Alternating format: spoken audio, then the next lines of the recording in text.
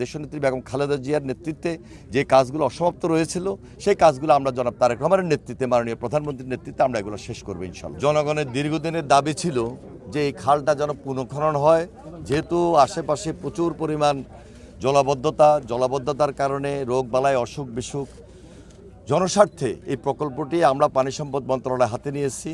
আমাদের city corporation আমাদেরকে সর্বাত্মক সহযোগিতা করবেন এবং আমরা এই এলাকায় আরও যে সমস্ত খাল আমাদের জনগুরুত্বপূর্ণ সেদিকে আমরা বিশেষভাবে নজর দিব। আর আপনি যেটা বলেছেন যে এখানে কিছু সমস্যা রয়েছে, যে অনেক খালের জায়গা দখল করে আছে, তারপরে হিন্দু সম্প্রদায়ের কিছু জায়গা দখল করে আছে।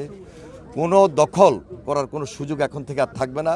বিগত দিনগুলোতে যে সমস্ত সরকার ছিল যেভাবে তারা কাজ করেছে, এখন থেকে জনগণের সরকার তারেক রহমানের নেতৃত্বে মাননীয় প্রধানমন্ত্রী ওনার নির্দেশনায় আমরা জনস্বার্থে দেশপ্রেমিক সরকার হিসাবে যতটুকু সর্বোচ্চটা করা যায় সেই কাজগুলো আমরা কন্টিনিউ করব ইনশাল্লাহ। এই ব্যাপারে আমাদের স্থানীয় এমপি সাহেব রয়েছেন, আমাদের প্রশাসক সাহেব রয়েছেন এই সিটি কর্পোরেশনের, ওনারা সর্বাত্মক সহযোগিতা করবেন। সবচেয়ে বেশি সহযোগিতার যেটা প্রয়োজন আমাদের এই এলাকার জনগণ, তারা সর্বাত্মক সহযোগিতা করবেন বিদায় আমরা মনে করছি যে সামনে আমাদের যে কাজগুলো সুন্দরভাবে অব্যাহত রাখার দরকার সেগুলা জনস্বার্থে সেগুলো অব্যাহত থাকবে এবং কাজগুলো কন্টিনিউ আমরা করব। ব্যাপক অনিয়ম ছিল, এগুলা তদন্ত হবে।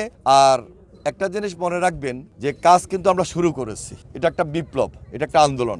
প্রেসিডেন্ট জিয়া রহমান সাহেব এই খাল খনন কর্মসূচি ওনার জীবদ্দশায় যেভাবে আন্দোলন শুরু করেছেন, এখন আমরা তার অসমাপ্ত কাজ দেশনেত্রী বেগম খালেদা জিয়ার নেতৃত্বে যে কাজগুলো অসমাপ্ত রয়েছিল সেই কাজগুলো আমরা জনাব তারেক রহমানের নেতৃত্বে মাননীয় প্রধানমন্ত্রীর নেতৃত্বে আমরা এগুলো শেষ করবো ইনশাআল্লাহ। এইটা আমরা জনগণের কাছে জনগণের দোরগোড়ায় পৌঁছে দিতে চাই যে খাল খননের মধ্য দিয়ে জনস্বার্থে জনগুরুত্বপূর্ণ কাজগুলো যে খুব বেশি প্রয়োজন সেটাকে দৃশ্যমান আমরা করে নিয়ে আসছি ইনশাআল্লাহ। সবাই উপকৃত হব, সবাই সুবিধা পাবো।